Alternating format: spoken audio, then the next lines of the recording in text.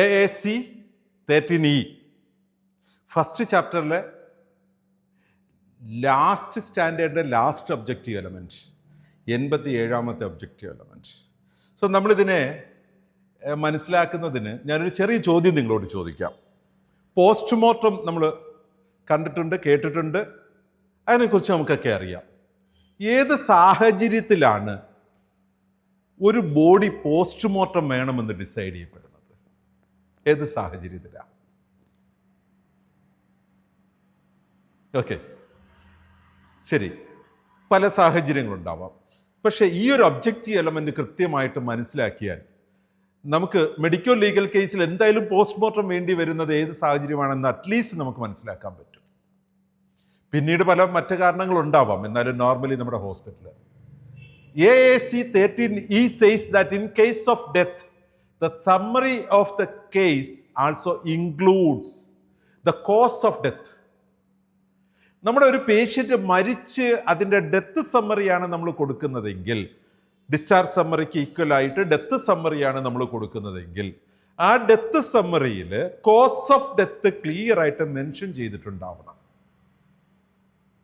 ഈ cause of death clear ആയിട്ട് mention ചെയ്യാൻ കഴിയാതിരുന്നാൽ, അല്ലെങ്കിൽ മെൻഷൻ ചെയ്തിട്ടുള്ള കോസ് ഓഫ് ഡെത്ത് അൺക്ലിയർ ആണെങ്കിൽ, a postmortem is performed and the same shall be documented.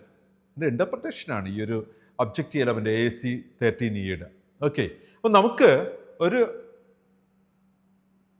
Patient നമ്മുടെ അടുത്തേക്ക് വന്നു, നമ്മൾ ട്രീറ്റ്മെന്റ് നടത്തി. ആ ട്രീറ്റ്മെന്റിന്റെ സാഹചര്യത്തിൽ നമുക്കറിയാം ഈ ഒരു കണ്ടീഷൻസ് റീച്ച് ചെയ്തപ്പോൾ പേഷ്യൻ്റ് മരിച്ചു. സോ കോസ് ഓഫ് ഡെത്ത് വളരെ ക്ലിയർ ആണ്. ഇനി നമ്മളൊരു എമർജൻസി ഡിപ്പാർട്ട്മെൻറ്റിൽ ഒരു പേഷ്യൻ്റ് വന്നു, നമ്മുടെ വിസിബിൾ കാര്യങ്ങൾക്ക് ട്രീറ്റ്മെൻറ്റ് സ്റ്റാർട്ട് ചെയ്തു, unexpectedly patient death happened. So അവിടെ നമുക്ക് പലപ്പോഴും കോസ് ഓഫ് ഡെത്ത് വളരെ ക്ലിയർ ആയിരിക്കില്ല. അപ്പോൾ പോസ്റ്റ്മോർട്ടം റെക്കമെൻഡ് ചെയ്യപ്പെടുകയും ആ റിപ്പോർട്ട്സ് ഡോക്യുമെൻ്റ് ചെയ്യപ്പെടുകയും വേണം. So AAC 13E says in case of death, the summary of the case also includes the cause of death. അത് വളരെ ക്ലിയർ ആയിട്ട് നമ്മൾ മനസ്സിലാക്കിയിരിക്കേണ്ടതാണ്, എസ്പെഷ്യലി MLC കേസസിൽ.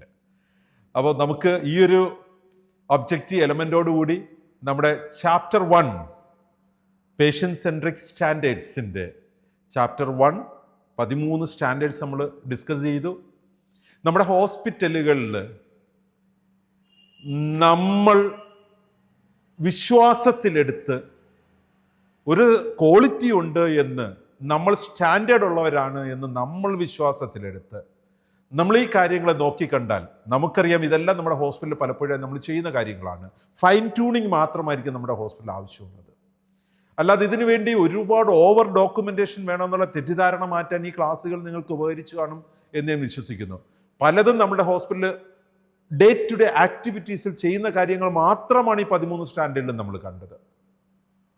അപൂർവമായി ചിലത് നമ്മളിപ്പോൾ ചെയ്തുകൊണ്ടിരിക്കുന്ന ചെറിയ മാറ്റങ്ങൾ വേണ്ടി വന്നേക്കാം, 1-2 അഡീഷണൽ ഇൻഫർമേഷൻസ് സേവ് ചെയ്തിട്ട് വന്നേക്കാം. പക്ഷെ അതെല്ലാം കുറച്ച് ദിവസം കൊണ്ട് റുട്ടീനായി മാറും.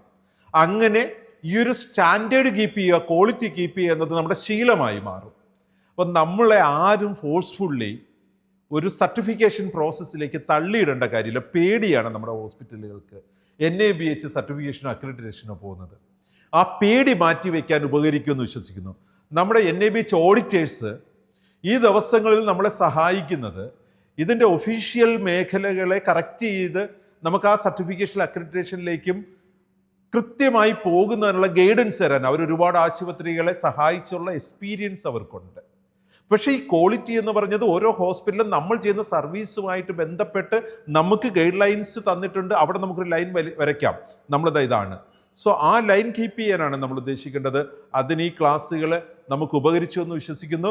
1ാമത്തെ ചാപ്റ്ററിൻ്റെ 13 സ്റ്റാൻഡേർഡുകളും നിങ്ങൾക്ക് മനസ്സിലായി എന്ന് വിശ്വസിക്കുന്നു. നിങ്ങൾക്ക് മനസ്സിലായിട്ടുണ്ടെങ്കിൽ നമുക്ക് ഇതിൻ്റെ ഒരു ഡിസ്കഷൻ പ്ലാറ്റ്ഫോമിലേക്ക് തുടർന്ന് മുമ്പോട്ട് പോകാം.